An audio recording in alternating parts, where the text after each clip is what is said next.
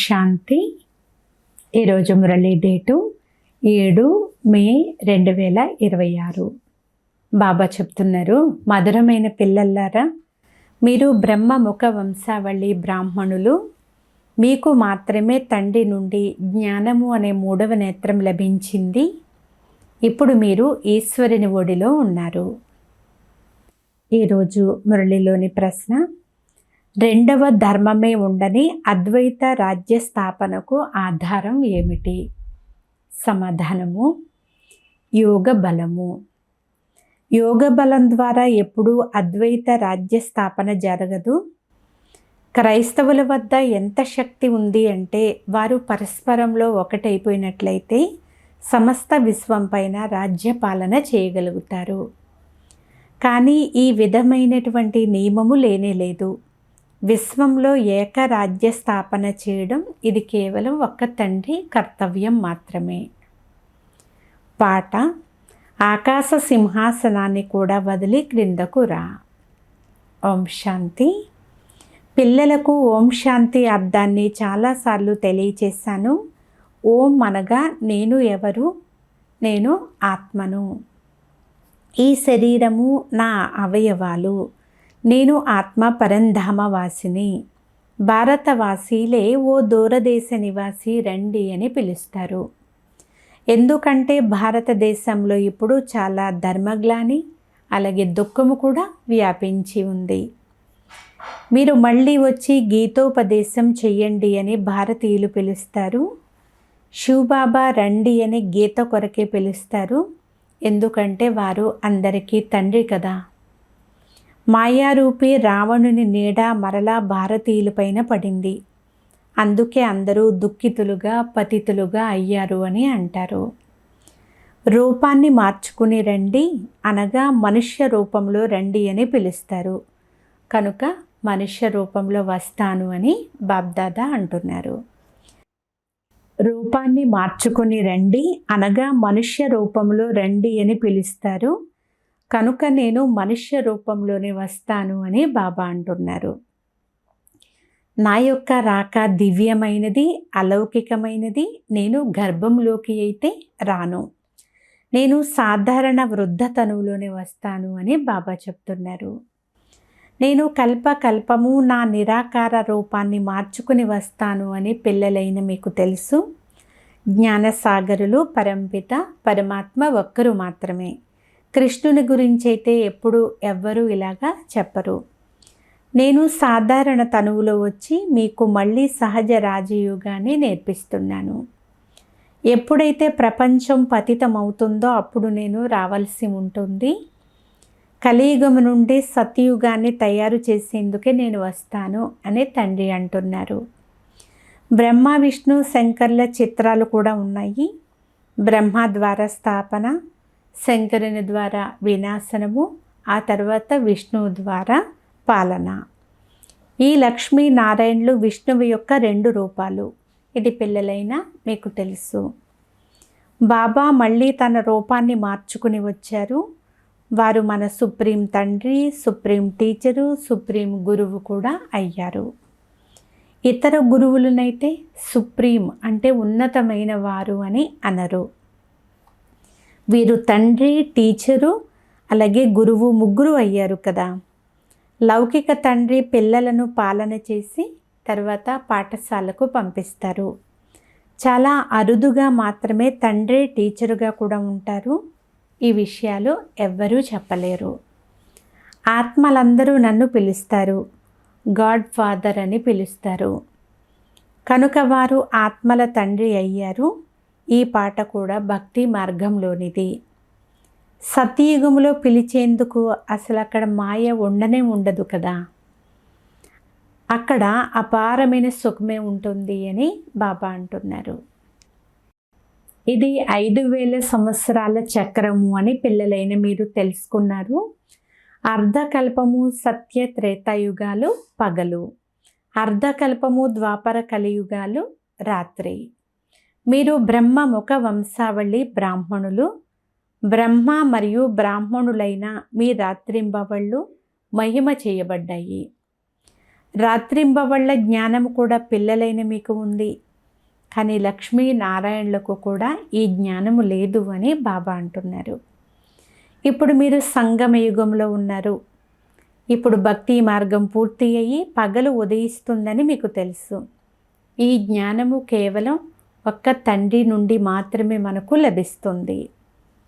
కలియుగంలో కానీ సత్యయుగంలో కానీ ఈ జ్ఞానము ఎవ్వరికీ ఉండదు.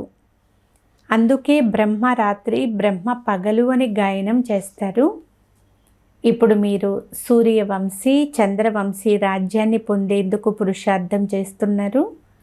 మళ్ళీ అర్ధకల్పం తర్వాత మీరు ఈ రాజ్యాన్ని కోల్పోతారు. ఈ జ్ఞానము బ్రాహ్మణులైన మీకు తప్ప మరెవ్వరికీ లేదు. మీరు దేవతలుగా అయిన తరువాత ఈ జ్ఞానం ఉండదు. ఇది రాత్రి, శివరాత్రి అని కూడా మహిమ చేయబడింది.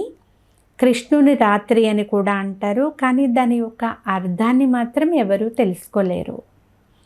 శివ జయంతి అనగా శివుని యొక్క పునరావతరణ తప్పకుండా జరుగుతుంది. అలాగే తండ్రి అవతరణ జన్మదిన వేడుకలను కనీసం 1 మాసమైనా సరే జరుపుకోవాలి. వారు పూర్తి సృష్టిని పతితము నుండి పావనముగా తయారు చేస్తారు. వారి జన్మదినాన్ని సెలవుగా కూడా జరుపుకోరు అని బాబా అంటున్నారు. నేను అందరి ముక్తిదాతను, మార్గదర్శకుడుగా అయి అందరినీ తిరిగి ఇంటికి తీసుకుని వెళ్తాను. రాజయోగాన్ని నేర్చుకునేందుకు మీరు ఇప్పుడు పురుషార్థమైతే చేస్తున్నారు. తండ్రి మీకు జ్ఞానము అనే 3వ నేత్రాన్ని ఇస్తున్నారు. ఆత్మరూపం ఏమిటో ఎవ్వరికీ తెలియదు. తండ్రి చెప్తారు, ఆత్మలైన మీరు అంగుష్టాకారంలోనూ లేరు, అఖండమైన జ్యోతి వలె కూడా లేరు. మీరు ఒక నక్షత్రంలా, ఒక బిందువులా ఉంటారు అని బాబా అంటున్నారు. ఆత్మనైన నేను కూడా బిందువునే, కానీ నేను మీలాగా పునర్జన్మల్లోకైతే రాను అని తండ్రి అంటున్నారు. నా మహిమయే వేరు. నేను సుప్రీం అయిన కారణముగా జనన మరణ చక్రంలోకి రాను. ఆత్మలైన మీరందరూ శరీరాల్లోకి వస్తారు. కనుక 84 జన్మలు తీసుకుంటారు. నేనైతే బ్రహ్మ తనువులో ప్రవేశం చేస్తాను. ఈ తనువును నేను లోనుగా తీసుకున్నాను అని శివబాబా అంటున్నారు. బాబా అర్థం చేయిస్తున్నారు, మీరు కూడా ఆత్మలే, కానీ మీరు స్వయాన్ని ఆత్మగా అనుభూతి చేయడం లేదు. ఆత్మయే కదా తండ్రిని స్మృతి చేస్తుంది. దుఃఖంలో అయితే ఎల్లప్పుడూ ఓ భగవంతుడా, హే దయాహృదయుడైన ఓ తండ్రి దయ చూపించండి అని సదా స్మృతి చేస్తూ ఉంటారు. దయను కోరుకుంటూ ఉంటారు కదా. ఎందుకంటే ఆ తండ్రి ఒక్కరే దయాసాగరులు, జ్ఞానసాగరులు, ఆనంద సాగరులు, పవిత్రత సాగరులు, జ్ఞానంలో కూడా సాగరులు. కనుక జ్ఞాన సాగరుడు అనే తండ్రికి మహిమ ఉంది. మనుషులనైతే ఇలా మహిమ చేసేందుకు వీలు లేదు. పూర్తి ప్రపంచానికి ఆనందం ఇవ్వడం అనేది ఇది తండ్రి యొక్క కర్తవ్యము. వారు రచయిత, మిగిలిన వారంతా రచనయే. రచయిత రచనను రచిస్తారు. మొదట స్త్రీని దత్తత తీసుకుంటారు, తరువాత వారి ద్వారా రచనను రచిస్తారు. వారి పోషణ కూడా చేస్తారు, కానీ వినాశనమైతే చెయ్యరు. ఈ అనంతమైన తండ్రి వచ్చి స్థాపన, పాలన, వినాశనములను చేయిస్తారు. ఆది సనాతన దేవీ దేవతా ధర్మమును పాలన చేయిస్తారు. సతయుగం ఆదిలో తక్షణం రాజధాని స్థాపన జరుగుతుంది. ఇతర ధర్మాల వారు కేవలం తమ తమ ధర్మాలను స్థాపన చేస్తారు. మళ్ళీ ఎప్పుడైతే లక్షలు కోట్ల సంఖ్యలో వారి వృద్ధి జరుగుతుందో అప్పుడు వారి రాజ్యం వస్తుంది. ఇప్పుడు మీరు యోగ బలం ద్వారా రాజధానిని స్థాపిస్తున్నారు. మీరైతే పూర్తి విశ్వానికే అధిపతులుగా అవుతారు.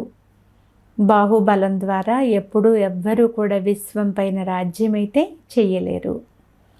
బాబా చెప్తారు, క్రైస్తవులలో ఎంత శక్తి ఉంది అంటే వారు పరస్పరంలో ఒక్కటైపోతే పూర్తి విశ్వం పైన రాజ్యపాలన చేయగలరు. కానీ బాహుబలము ద్వారా విశ్వ రాజ్యాన్ని పొందే నియమం అయితే లేదు కదా. బాహుబలం ద్వారా విశ్వాధికారులుగా అయ్యే విధానం డ్రామాలో లేనేలేదు. తండ్రి చెప్తారు, విశ్వ సామ్రాజ్యము యోగ బలం ద్వారా నా నుండి మీకు లభిస్తుంది. అక్కడ ఎలాంటి విభజనలు అనేవి ఉండవు. భూమి ఆకాశాలు అన్నీ మీవిగానే ఉంటాయి. మిమ్మల్ని ఎవ్వరూ తాకలేరు. దానిని అద్వైత రాజ్యము అని అంటారు. ఇక్కడ అనేక రాజ్యాలు ఉన్నాయి. తండ్రి చెప్తారు, 5000 సంవత్సరాల తరువాత పిల్లలైన మీకు నేను రాజయోగాన్ని నేర్పిస్తాను. కృష్ణుని ఆత్మ కూడా ఇప్పుడు ఈ రాజయోగం నేర్చుకుంటూ ఉంది. మొదటి నెంబరు రాకుమారుడు శ్రీకృష్ణుడు. అతను ఈ సమయంలో 84 జన్మల అంతిమంలో తిరిగి బ్రహ్మగా అయ్యాడు. సృష్టి చక్రం ఎలా తిరుగుతూ ఉందో బాబా పిల్లలకు అర్థం చేయించారు. తండ్రి మళ్ళీ స్వర్గస్థాపన చేస్తున్నారు. అనేక ధర్మాల వినాశనము జరిగి తప్పకుండా ఏకధర్మ స్థాపన జరిగి తీరుతుంది. భారతదేశమే 100% సంపన్నంగా ధర్మశ్రేష్టంగా ఉండేది. దేవతల యొక్క కర్మలు కూడా చాలా శ్రేష్టముగానే ఉండేవి. సర్వగుణ సంపన్నులు అనే దేవతల యొక్క మహిమ కూడా గాయనం చేయబడింది. మొట్టమొదట పవిత్రంగానే ఉండేవారు, కానీ ఇప్పుడు చాలా పతితులుగా అయిపోయారు. మళ్ళీ తండ్రి వచ్చి స్త్రీ పురుషులు ఇరువురిని కూడా పవిత్రంగా చేస్తారు. రక్షాబంధన ఉత్సవాన్ని ఇంతగా ఎందుకు ఆచరిస్తారు అనేది అసలు ఎవ్వరికీ తెలియదు. అంతిమ జన్మలో మీరు ఇరువురు పవిత్రంగా ఉండవని తండ్రి వచ్చి ప్రతిజ్ఞ తీసుకున్నారు. సన్యాసుల యొక్క ధర్మమే వేరు. జ్ఞానము, భక్తి, వైరాగ్యము ఇది మీ కొరకే. క్రైస్తవ మత గురువులు నడిచి వెళ్తున్నప్పుడు వారి కళ్ళు ఒకే వైపు ఉంటాయి. వారు వేరెవ్వరి వైపు చూడకపోవడాన్ని కూడా మీరు గమనించి ఉంటారు అని బాబా అంటున్నారు. నన్స్ ఉంటారు కదా, అంటే క్రైస్తవ ధర్మంలోని సమర్పిత అక్కయ్యలు ఉంటారు. వారిప్పుడు యేసుక్రీస్తుని స్మృతి చేస్తారు. యేసుక్రీస్తు భగవంతుని సంతానము అని చెప్తారు. మీకు నిజానికి ఏ శ్వేత వస్త్రాలు మొదలైనవి వాటితో ఏ సంబంధము లేదు. మీరంతా ఆత్మలు. నన్ బట్ వన్ అంటే ఒక్కరు తప్ప మరెవ్వరూ లేరు. ఒక్కరినే స్మృతి చేయాలి. సత్యమైన నన్స్ మీరే అంటున్నారు బాబా. మీకు ఆ తండ్రి నుండి ఆస్తి లభిస్తుంది. వారిని స్మృతి చేసినప్పుడే వికర్మలు కూడా వినాశనం అవుతాయి. కనుక మనస్సు ద్వారా నన్నొక్కరినే స్మృతి చెయ్యండి అని బాబా పిల్లలను ఆజ్ఞాపిస్తున్నారు. ఆత్మపైన నిశ్చయం లేని కారణంగా నన్స్ యేసుక్రీస్తుని స్మృతి చేస్తారు. ఎందుకంటే వారికి గాడ్ అంటే భగవంతుడు ఎవరు అనేది యథార్థముగా తెలియదు. మొట్టమొదట వచ్చే భారతీయులకే తెలియదు. లక్ష్మీనారాయణులకు ఈ సృష్టి జ్ఞానము లేదు. వారు త్రికాలదర్శులు కూడా కాదు. బ్రాహ్మణులైన మీరు మాత్రమే త్రికాలదర్శులుగా అవుతారు. మిమ్మల్ని గవ్వ నుండి వజ్ర సమానముగా ఆ తండ్రియే పరివర్తన చేస్తారు. ఇప్పుడు మీరు ఈశ్వరుని యొక్క ఒడిలో ఉన్నారు కదా. మీ ఈ అంతిమ జన్మ చాలా చాలా అమూల్యమైనది.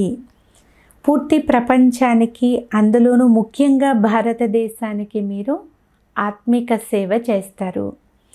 మిగిలిన వారందరూ దైహికమైన సమాజ సేవకులు. మీరైతే ఆత్మిక సేవకులు.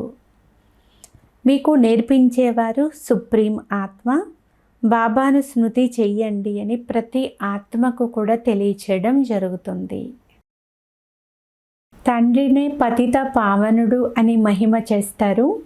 మీరు క్రింద పడేందుకు పూర్తిగా 84 జన్మలు పడుతుంది.